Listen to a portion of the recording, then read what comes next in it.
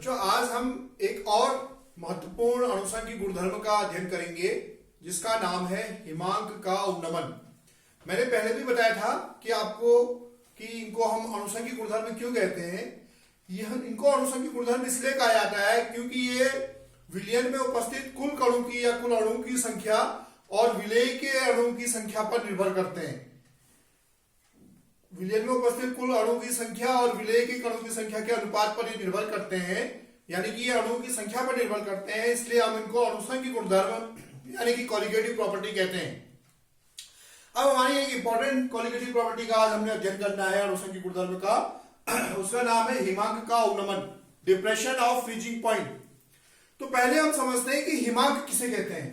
पहले हम समझते हैं कि हिमांक यानी कि फ्रीजिंग पॉइंट किसे कहते हैं। हिमांक वह ताप होता है जिस पर द्रव और ठोस प्रावस्थाएं एक साथ साम्यावस्था में स्थित होती हैं। वह ताप जिस पर ठोस और द्रव प्रावस्थाएं एक साथ साम्यावस्था में स्थित होती हैं, उस ताप को हिमांक कहा जाता है। अब जब किसी हम विलायक का हिमांक देखते हैं और उस विलायक का विलायक का एक निश्चित हिमांक होता है, एक निश्चित टेम्परेचर पर वो विलायक जमेगा तो वो उसका एक निश्चित हिमांक होगा।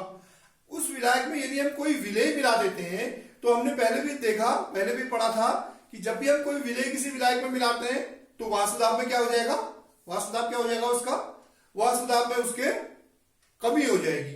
तो चूंकि वाष्पदाब में कमी होती है उसके कारण ही उसके हिमांक में भी क्या हो जाती है, कमी हो जाती है। इसको हम एक ग्राफ के माध्यम से समझते हैं।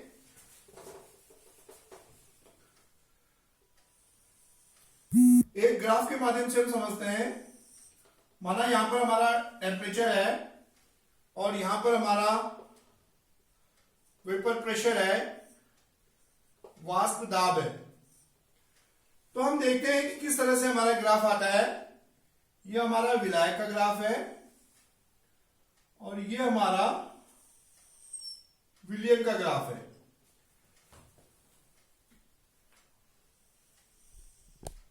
ये हमारा माना ए ग्राफ है, ये हमारा बी ग्राफ है और ये सी ग्राफ है। तो ये जो ए ग्राफ है, ये जो है ए ग्राफ, ये शुद्ध विलायक का ग्राफ है। ए जो है यह विलायक का ग्राफ है और बी जो है ये विलयन का ग्राफ है, सॉल्यूशन का। और ये जो सी है हमारा, ये हिमांकित अवस्था का ग्राफ है। हिमांकित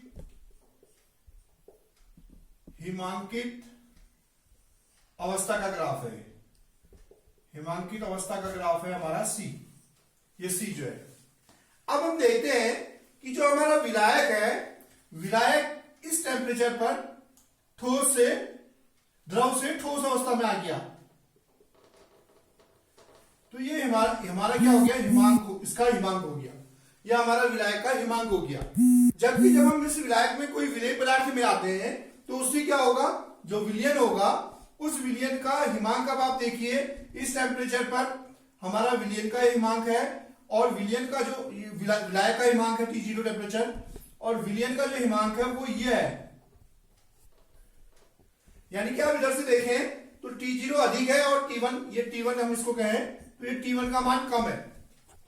शुद्ध विलायक का हिमांक की तुलना में विलयन का हिमांक क्या है, कम है। तो ये जो कमी है इसी को हम डेल्टा TF कहते हैं। तो डेल्टा TF हम किसे कहते हैं, हम डेल्टा TF, ये जो कमी होती है हिमांक में यानी कि T0 माइनस T1, इसको हम डेल्टा TF यानी कि हिमांक में अवनमन कहते हैं।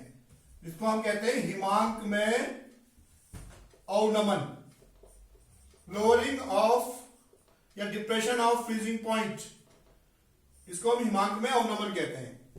अब प्रयोगों के द्वारा ये देखा गया कि ये जो हिमांक में अवनमन है, जैसे हमने क्वथनांक में उन्नयन में किया था, तो इस ग्राफ को आप समझ गए होंगे, ये ग्राफ आपने नोट कर लिया होगा।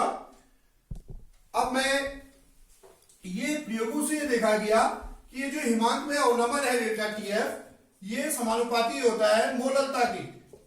ये समानुपाती होता है m के। m यहां पर है मोललता।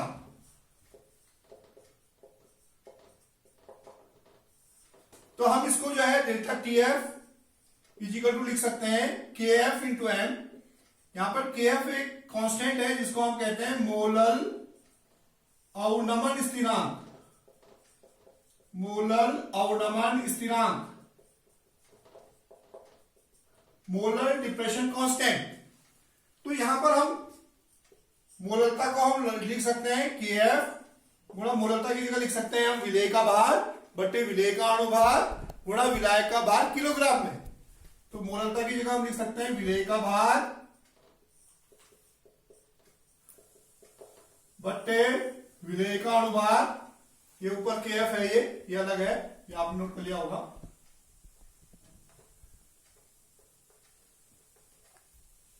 इसको मैं फिर से लिख देता हूं यहां पे। डेल्टा टी एफ था हमारा के एफ गुणा एम, तो हम एम की जगह पे लिख रहे हैं, एम की जगह पे हम क्या लिख रहे हैं, विलेय का भार, मोलरता को हम लिख सकते हैं विलेय का भार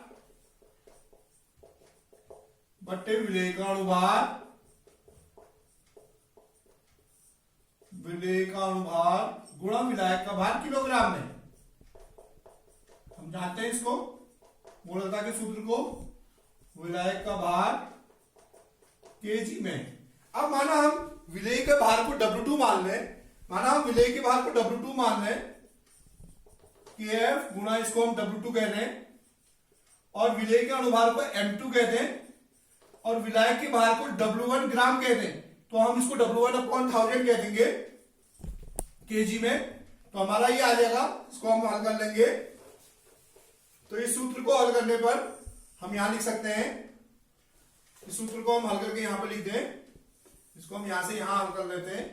तो डेल्टा टी एफ बराबर आपका आ गया के एफ गुणा 1000 ऊपर आ गया 1000 इंटू W2 बटे M2 इंटू W1।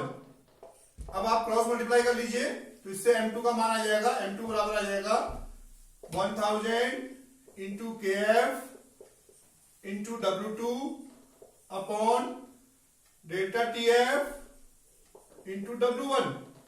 इस सूत्र का प्रयोग करके हम क्या कर सकते हैं, न्यूमेरिकल्स हल कर सकते हैं। यहां पर क्या क्या है फिर समझ लीजिए। M2 है विलेय का अणुभार, KF है मोलल अवनमन स्थिरांक, W2 है आपका विलेय का भार, W1 है विलायक का भार ग्राम में और डेल्टा TF है मोलल अवनमन, ये जो freezing depression of freezing point है वो है ये मोल, ये जो है हिमांक का अवनमन है डेल्टा TF। तो इस सूत्र का यूज करके हम अणुभार निकाल सकते हैं। अब आप होमवर्क लिखिए इसमें, हिमांक से आप क्या समझते हैं।